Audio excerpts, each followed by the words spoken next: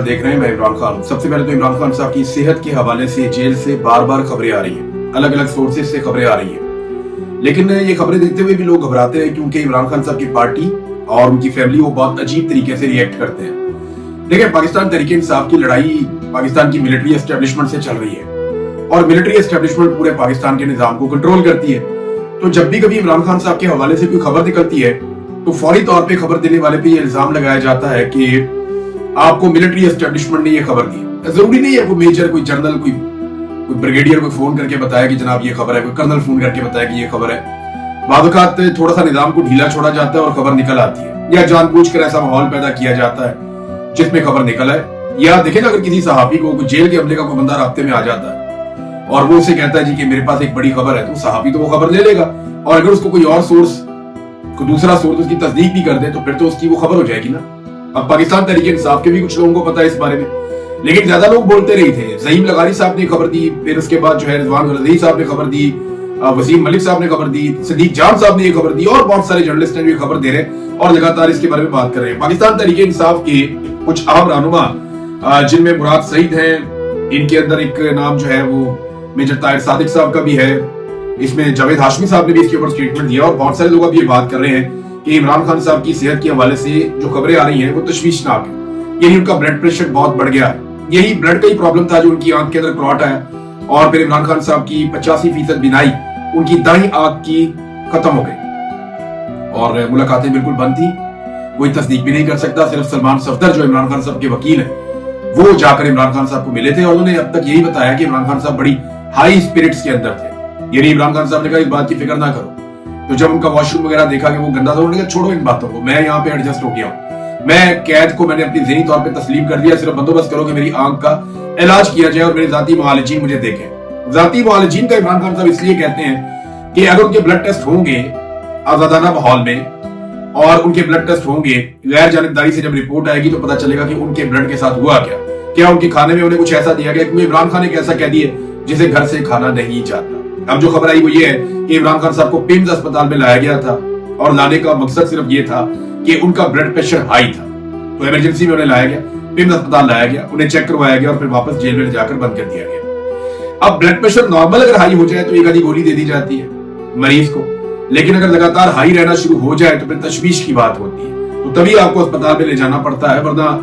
Jail के अंदर अस्पताल और डॉक्टर सब कुछ मौजूद है। वो वहां पे अगर नॉर्मल ब्लड प्रेशर का मामला होता तो वहां पे देख सकते थे, लेकिन अस्पताल लाने का मतलब ये है कि इमरान खान साहब के कुछ ना कुछ ब्लड टेस्ट जरूर लिए गए होंगे और कुछ ना कुछ ऐसी चीज है जिसपे तशवीश हुई डॉक्टरों को और उन्होंने कहा जी ने अस्पताल ले जाया जाए और पिम्स में ले जाके इमरान खान साहब का चेकअप करवाया गया।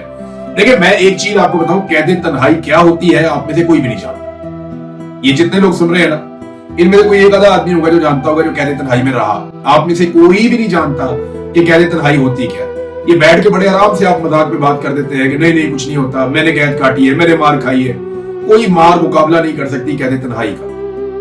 मैं कैद तन्हाई में रहा हूं, आपके सामने बैठा हूं, मैं आपको बता रहा हूं मेरी हालत देखें क्या हो गई थी कैद तन्हाई की वजह से। पूरा जिस्म मेरा सूख कर कांटा हो गया था, मैं बोल नहीं पा रहा था। उन्होंने बहुत तजर्बात मेरे ऊपर किए, लेकिन कैद तन्हाई सबसे खौफनाक तजर्बा था। आप देखें, जितने भी लोग कैद तन्हाई से आते हैं, जिनको एजेंसियां उठाकर ले जाती हैं, वो वापस आते हैं, वो नॉर्मल नहीं होते, वो बड़ी मुश्किल से नॉर्मल होते हैं। उनका जिस्म बिल्कुल लागर हो जाता है, वो ज़हनी तौर पे बहुत स्लो हो जाते हैं, उनके मल्टीपल इश्यूज शुरू हो जाते हैं। कैद तन्हाई इंसान को अंदर से तोड़ कर रख देती है, जो इमरान खान साहब के साथ किया जा रहा है। मैं तो सिर्फ 5 महीने, पौने 5 महीने कैद तन्हाई में था। इमरान खान साहब कब से कैद तन्हाई में है आप अंदाजा लगा लें। आज 9 महीने हो गए उनकी मुलाकातें बंद कर दी गई हैं। 9 महीने हो गए उनकी फैमिली से, सिर्फ वो क्या सिक्योरिटी बाहर खड़ी हुई है और एक बंदा आता है खाने देकर चला जाता है। इसके अलावा इमरान खान साहब किससे क्या बातचीत करते हैं? कुछ किताबें उनकी साथी हैं या वो अल्लाह की इबादत कर लेते हैं। तो कैद तन्हाई जहां इंसान को जिस्मानी तौर पर तोड़ कर रख देती है ना, वही ये इंसान को आसाबी तौर पर बहुत मजबूत भी कर देती है अगर वो अपना ताल्लुक अल्लाह से जोड़ दे। और ये मैंने इमरान खान साहब के अंदर ये चीज महसूस की। जिस किस्म के लोग उन्हें मिलकर आते हैं, वो आकर जो बातें बताते हैं, उनसे अंदाजा होता है कि इमरान खान साहब ने अपना ताल्लुक जो है वो अल्लाह रब्बुल इज्जत के साथ जोड़ा। और इस कैद तन्हाई में भी वो बड़े डटकर, बड़ी मजबूती के साथ खड़े हैं। जिस किस्म की बातें आकर सलमान सफदर ने बताई ऑन द रिकॉर्ड और ऑफ द रिकॉर्ड, उससे भी समझ आती है कि इमरान खान साहब कैद तन्हाई में भी टूटे नहीं। अभी तक टूट जाते तो सबके सामने आ जाता मामला। तो ये बहुत खौफनाक चीज है कैद तन्हाई जिसमें इमरान खान साहब को रखा हुआ है। तो यहाँ अगर उन्हें खाने पीने में कुछ ऐसी चीज दी भी जा रही है, वो खुद तो नहीं पता कर सकते कि ये क्या है। ना पता चलता है कि क्या दिया जा रहा है। अगर स्लो आप किसी को पॉइजन करें तो उसके साथ क्या हो सकता है। यही बात तो इमरान खान साहब की बहनें कह रही है। अलीमा खानम का स्टेटमेंट आया कि हम ये देखना चाहते हैं इमरान खान को मिलकर कि उनके साथ क्या किया जा रहा है, क्या उन्हें स्लो पॉइजन किया जा रहा है या उनके साथ क्या सलूक किया जा रहा है, इसके बारे में वो नहीं जानते, लेकिन वो ये चाहते हैं कि इमरान खान साहब से उनकी मुलाकात हो और उन्हें पता चले। अब कैद तन्हाई और इमरान खान साहब की सेहत का मामला, इसको ना नॉर्मलाइज कर दिया गया। जो सबसे बड़ी बात है वो ये है, जब ये पता चला था ना कि इमरान खान साहब की एक आंख 85% जाया हो गई, उस वक्त पाकिस्तानियों में बहुत गुस्सा था। लेकिन सुहेल अफरीदी, जिन पे इमरान खान साहब को बड़ा मान था, वो अपने साथियों समेत इंडोर एहतजाज करना शुरू हो गए इस्लामाबाद में। चंद लोग जो है वो जाकर बैठ गए मोटरवे के ऊपर, और वो तादाद इतनी बड़ी हुई नहीं कि वो इस्लामाबाद की तरफ बढ़ते। जो पार्लियामेंटेरियंस हैं वो पार्लियामेंट के अंदर बंद हो गए। तो कोई बड़ा एहतजाज हुआ नहीं, कोई जबरदस्ती, कोई जोरदार काम हुआ नहीं। जितना बड़ा लीडर है इमरान खान, जितना लोग उससे प्यार करते हैं, इमरान खान की लीडरशिप ने मामले को नॉर्मलाइज किया। बजाय इसके कि वो आवाम के जज्बात को समझते और आवाम के साथ निकलते, उन्होंने मामले को नॉर्मलाइज किया। और अब इमरान खान साहब की बीमारी के जो मामला है वो आहिस्ता आहिस्ता नॉर्मलाइज हो रहे हैं। उनकी कैद तन्हाई आहिस्ता आहिस्ता नॉर्मलाइज हो रही है। इन तमाम चीजों को नॉर्मल कर दिया गया। आर्मी सतह पे भी कोई असर नहीं होता। इस सारी लड़ाई में हमने जो एक चीज सीखी वो ये है कि अगर आप पाकिस्तान जैसे मुल्क में हुकूमत में है तो दुनिया को आपसे फर्क पड़ता है। अगर आप पाकिस्तान जैसे मुल्क में हुकूमत में नहीं है तो फिर दुनिया को कोई इससे गर्ज नहीं है कि आप कौन है, आप क्या करते हैं, आप कितने बड़े आदमी हैं या कितनी बड़ी औरत है। कोई फर्क नहीं पड़ता दुनिया को। दुनिया ने डील करना है पाकिस्तान के अंदर हुकूमत से, और वो ये नहीं जानते कि इंसानी हुकूक क्या होते हैं, इंसानी हुकूक ठीक होने चाहिए गलत, उन्हें इससे कोई सरोकार नहीं है। सबके अपने अपने मफादात होते हैं। देखिए डोनाल्ड ट्रंप इमरान खान से कितने जबरदस्त ताल्लुकात थे। बहुत सारे लोग मुझे फोन करके कहते थे, मैंने वो खबरें आपको सुनाई भी, ओवरसीज पाकिस्तानी बताते थे आज मुलाकात हो गई, कल उसके बेटे से मुलाकात हो गई, आज उसके बड़े करीबी बंदे से मुलाकात हो गई, रिचर्ड ग्रेनल ने ये कह दिया, उसने वो कह दिया। हम वो खबरें रिपोर्ट भी करते हैं। लेकिन इस सारे मामले ने एक बात समझाई कि जब आप हुकूमत में होते हैं तो आपके पास देने के लिए बहुत कुछ होता है। और फिर आसिम मुनीर साहब ने बड़ी कामयाबी से कभी क्रिप्टो को बीच में डाल दिया, कभी अमन का नोबेल इनाम बीच में डाल दिया, कभी मादनियात बीच में डाल दी, लेकिन उन्होंने वो मामला कंट्रोल कर दिया। तो आप हुकूमत में होंगे तभी मामला जो है वो आपके हाथ में आएगा। इंसानी हकूक या इंसाफ की बुनियाद पर कोई आपके लिए आवाज नहीं उठाएगा। आपको अपने लिए हमेशा आवाज खुद उठानी पड़ेगी। सुहेल अफरीदी साहब के दो स्टेटमेंट बड़े इंपॉर्टेंट हैं। एक स्टेटमेंट में उन्होंने ये कहा कि मुझे कहा गया तुम लॉन्ग मार्च का ऐलान करो, तुझे 5 दिनों में नाअहल करवा देंगे।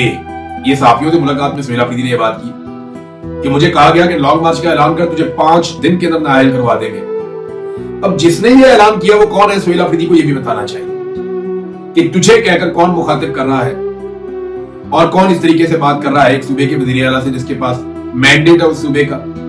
और ये वाहिद हुकूमत है जो अवामी वोटों के साथ बनी हुई है, वरना सारे फॉर्म 47 पर आकर बैठे हुए हैं। सवाल ये पैदा होता है कि कौन है जिसने सुहेल अफरीदी को इतना खुलकर धमकी दी, और सुहेल अफरीदी साहब उसका नाम क्यों नहीं ले रहे, बताना चाहिए बतौर वजीर आला। पहले बताएं ताकि लोग पिन पॉइंट करें। इमरान खान साहब की तरबियत तो यही है इन लोगों को कि जो तुम्हें तंग करे उसका नाम लो, बताओ कि ये है। और लड़ाई भी इसी तरह चल रही है। और इमरान खान से प्रॉब्लम भी यही है कि हम धमकियां लगाते हैं, तुम बाहर जाके क्यों बताते हो कि हमने धमकी लगाई है। हम बदतमीजी करते हैं, तुम क्यों बताते हो कि हमने बदतमीजी की है। हम पर्चे कराते हो, तुम ये क्यों कहते हो कि हमने पर्चे करवाए। तो हर चीज इमरान खान साहब कैटेगोरिकली कहते हैं कि मुझे या मेरी बीवी को कुछ हुआ तो आसिम मुनीर रिस्पॉन्सिबल है। अब सुहेल अफरीदी बताएं कि सुहेल अफरीदी को ये धमकी किसने लगाई थी। दूसरा, सुहेल अफरीदी ने कहा कि जो हम एहतजाज करने जा रहे हैं ये इमरान खान साहब की रिहाई के लिए नहीं करने जा रहे, ये इमरान खान साहब तक रसाई के लिए करने जा रहे हैं। आप अंदाजा करें मामला यहां पहुंच गया। एक पहले कंपेन चलाई जा रही थी कि इमरान खान रिहाई अमन फोर्स, इमरान खान साहब की रिहाई के लिए नौजवानों को इकट्ठा करना है। बात इमरान खान साहब की रिहाई की हो रही थी। वो गैर कानूनी तौर पे जेल में बंद है, सब जानते हैं, बंद करने वाले भी जानते हैं, जजेस भी जानते हैं, सारे जानते हैं, केसेस की औकात कोई नहीं है। लेकिन जबरदस्ती इमरान खान साहब को इसलिए जेल में रखा हुआ है कि आसिम मुनीर साहब ने जो एक जाली सरकार बनाई है वो अवाम में मकबूली नहीं हुई, और इमरान खान साहब बाहर आएंगे तो एक नई मुसीबत खड़ी कर देंगे। अवाम उनके साथ खड़ी हो जाएगी। आसिम मुनीर साहब का बनाया हुआ पूरा का पूरा शीशे का महल वो टूट जाएगा अवाम के पत्थरों से। तो इसलिए उन्होंने हालिया निकाला कि इमरान खान को जेल के अंदर ही रखो, इसको बाहर निकलने नहीं देना। कोई कानूनी मामला नहीं है, कोई करप्शन का मामला नहीं है। करप्शन के बेशुमार मामला आते हैं। मैं आपको बताता हूं ऐसे ऐसे करप्ट और बेईमान लोग हैं वो बैठे हुए हैं, उनको कोई हाथ ही नहीं डालता। सारे एलिगेशन लगाए गए उस्मान बुज़दार पे कि जनाब ये आदमी करप्ट है, उस्मान बुज़दार बाहर फिर रहा है। बुशरा बीबी के ऊपर इल्जामात ये हैं कि जनाब आसिम मुनीर के पास कोई फाइल थी जिसमें बुशरा बीबी के बहुत सारे जराइम थे, उन जराइम में से कोई एक जुर्म की भी एफआईआर अभी तक दर्ज नहीं हुई। ये सब झूठो झूठ है, ये सारे जाली मुकदमात हैं। और इमरान खान साहब को जेल में इसलिए रखा हुआ है ताकि ये वाली सरकार जो है इसको लंबा किया जा सके, ये सरकार गिर ना जाए। तो ये क्या बात की सुहेल अफरीदी साहब ने कि इमरान खान साहब की रिहाई के लिए हम तहरीक नहीं चला रहे? कारकुनान सिर्फ इसलिए निकल रहे हैं लाखों की तादाद में, अगर आप निकालेंगे तो, कि जनाब इमरान खान साहब की एक मुलाकात करवा दी जाए उनकी फैमिली से, या उन तक रसाई दे दी जाए। भाई उस आदमी की रिहाई के लिए जोर लगाओ, वो बेगुनाह जेल के अंदर कैद है। आपको हुकूमत इसलिए दी थी कि आप स्ट्रीट मूवमेंट चलाएं और इमरान खान साहब की रिहाई के लिए जोर लगाएं, लेकिन इमरान खान की रिहाई के लिए कोई कोशिश भी नहीं की गई, बल्कि अब वो कोशिश करते हैं कि इमरान खान साहब तक किसी तरह रसाई हो जाए, यानी उनसे मुलाकात हो जाए। उनकी रिहाई वाला मामला तो गया कहीं और, स्ट्रीट मूवमेंट अभी तक शुरू नहीं हो सकी। अब जब मैं ये वीलॉग आप मेरा सुन रहे हैं तो 4 दिन गुजर गए हैं ऐलान किए हुए, और 4 दिन गुजरने के बावजूद अभी तक तैयारियां शुरू नहीं हुई कि ये लॉन्ग मार्च कैसे होगा, किस तरह लोग निकलेंगे, कोई कमेटियां बन जाए, कोई मेंबरशिप शुरू हो जाए, कोई तैयारियां शुरू हो जाए, कोई ग्राउंड पे लोग निकलना शुरू हो जाए। और अगर वही सारा कुछ करना है सुहेल अफरीदी साहब ने जो वो पहले कर रहे थे, वो तो पहले भी कर सकते थे, अनाउंसमेंट के बगैर भी कर सकते थे। वो पंजाब चले जाएंगे, सिंध चले जाएंगे, बलूचिस्तान चले जाएंगे, लोग निकलेंगे, उनका इस्तकबाल करेंगे, 10,000 5,000 लोग निकलेंगे और उसके बाद वापस चले जाएंगे। स्ट्रीट मूवमेंट कोई और चीज होती है, आपको हर गली हर मोहल्ले में कमेटियां बनानी पड़ती हैं, नीचे तक घरों तक एक एक आदमी तक आपको टच करना पड़ता है। क्या उसके लिए पाकिस्तान तहरीक इंसाफ ने अभी तक कोई काम शुरू किया? तो मैं आपको ये बता रहा हूं कि नहीं शुरू किया। बाद में आप मायूस होंगे, आप सर पकड़ेंगे, आप ये कहेंगे जनाब कि ये आप हमें उम्मीद दिलाते हैं सोशल मीडिया पे लोग, या बहुत सारे मेरी तरह के और लोग हैं, आप कहेंगे, आप लोगों को ब्लेम करेंगे कि ये उम्मीद दिलाते हैं। आपको पहले बता रहे हैं कि कोई स्ट्रीट मूवमेंट और कोई निचले लेवल तक तैयारी नहीं हो रही। ये इसी वजह से अभी तक तो बैठे हुए हैं 4 दिन गुजरने के बावजूद कि हमने ऐलान कर दिया जब हम चलेंगे तो लोग हमारे साथ चल पड़ेंगे बहुत सारे। तो तैयारी कोई नहीं, ये मैं आपको पहले बता दूं। और ये एक दिन का काम भी नहीं है, ये भी मैं आपको बता दूं।